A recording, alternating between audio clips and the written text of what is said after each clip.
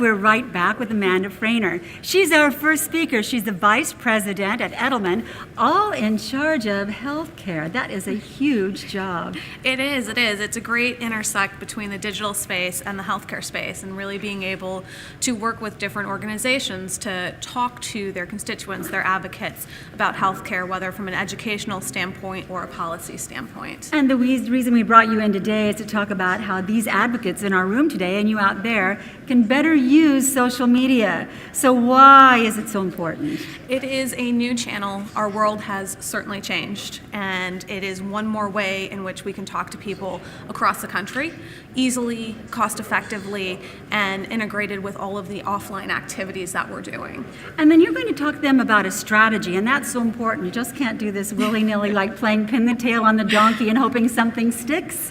No, throwing the spaghetti against the wall doesn't really work too well in this space. And it's really important to focus where you want to be.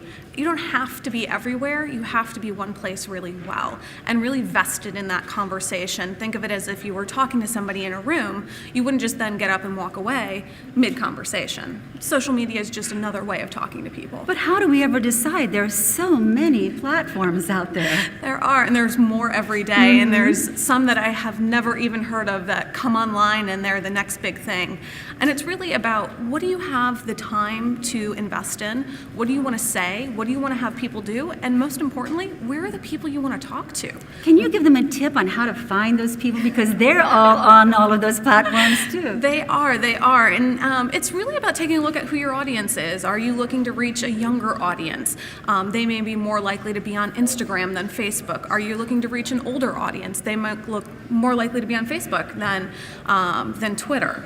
Twitter is great for sharing out news and information and driving direct contact into representatives. So it's about who are you trying to reach and what are you trying to get them to do. And you just hit on a very important point. Many of us are worried about sharing our content that somebody might take it. But in this day of social media, we want to share our contacts so they know who to come to when they need an expert. Exactly. And it's really about the planning. What do you have available? How can you repurpose that in 140 characters for a tweet, or drop an image on it to share out a resource guide or a toolkit?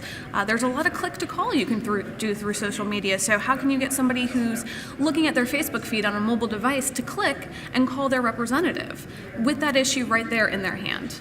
And then is there any tip, the number one thing you would like to leave them with if they're going to hear from you in just a few minutes? So what's the one thing you want them to be looking for, listening for, that they can use right away? I would say be open to social media. Just because you think you don't have the resources, you don't have the people, think about it. Think about ways in which it makes sense and it complements all of the things you're doing. And don't think of it big, think of it small. What is the one thing you can do and do well? Amanda Phraner, you will hear from her coming up. So stay with us. We'll be right back.